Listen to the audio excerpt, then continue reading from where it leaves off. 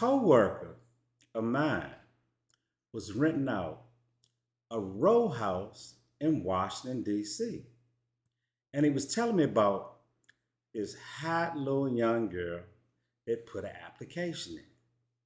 And he was going on and on about how hot she was. He rented her the place.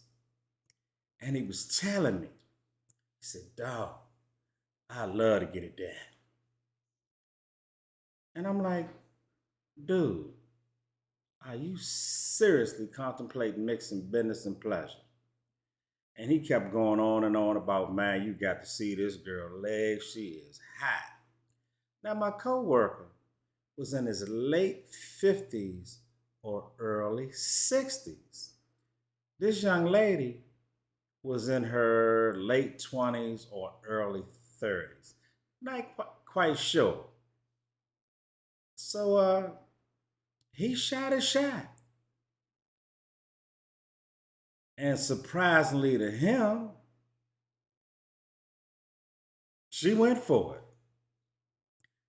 So next thing you know, he hanging out with her. He telling me how much fun he had. He telling me how much more pleasure he like hanging out there.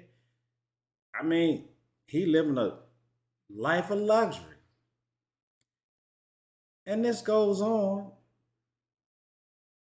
a couple months. Everything's still going good. But remember, he's the property owner.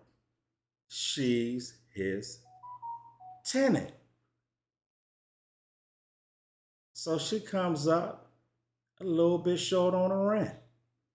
Gave him a little sob story. Well, he is having fun with her. So he said, okay, I'll take that. As time going on and months going by, she's paying him less and less and less each month.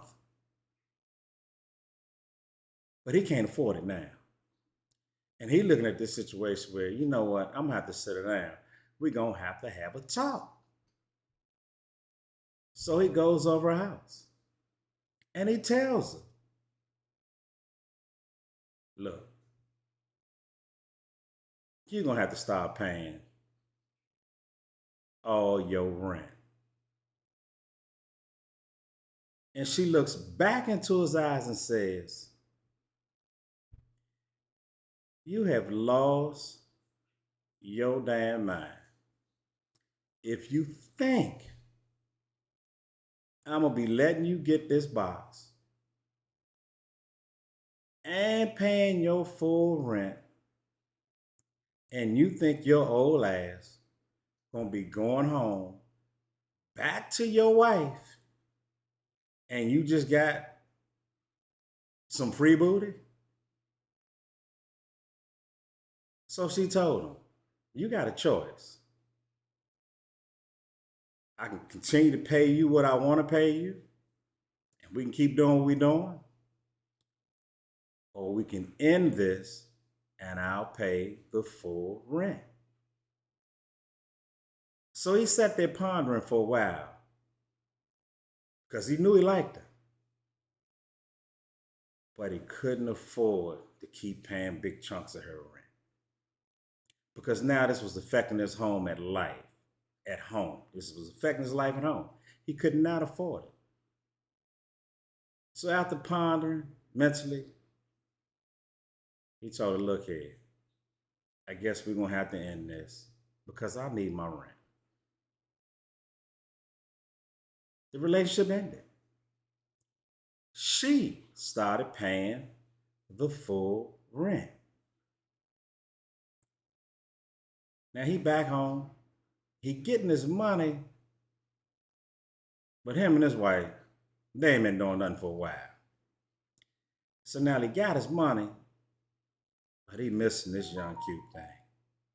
He missing that hot young girl.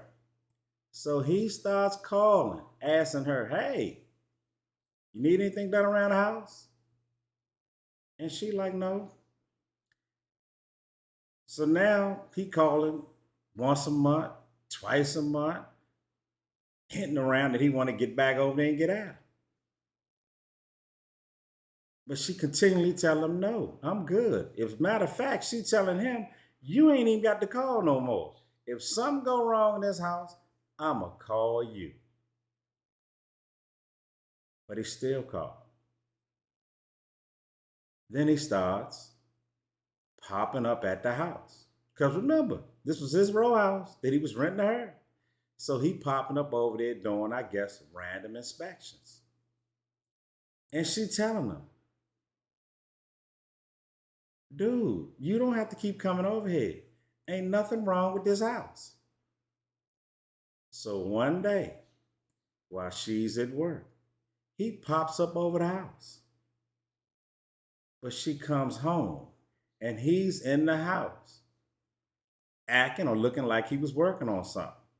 And she tells him, you have got to call me before you come over here, and you need to stop coming over here. Because if you keep coming over here, I'm going to tell your wife that you are harassing me. So he slows down for a little bit, but he still missed her. He still won. So he's still calling. He still popped back over. But this time, the young lady had cameras in her house. So now that he pops over, he in the house, she calls him. She said, hey, I told you, stop coming back past the house. I don't need nothing. We ain't doing nothing. You need to go take your old ass back home to your wife. So then he propositions her again. He said, well, look here. Can we pick up where we left off and you can just pay me half the rent? But she said no. Because at this point in her life, she had a much better job. She was making a lot more money. And she told him again, nah, I'm good. Take your old ass back home to your wife. I'm good. And stop coming over here harassing me. He couldn't take no. Kept calling once a month. Kept popping up here and there. Then he gets a letter in the mail. She filed charges on him. She filed harassment charges on him. And she had tons of evidence. She had text messages. She had him on the camera popping up and popping up. And this gets back to his house. So his wife finds out. He goes to court. She won the case. Some type of harassment thing. He had to pay her a nice little chunk of change after she won that case. But that wasn't the worst of it.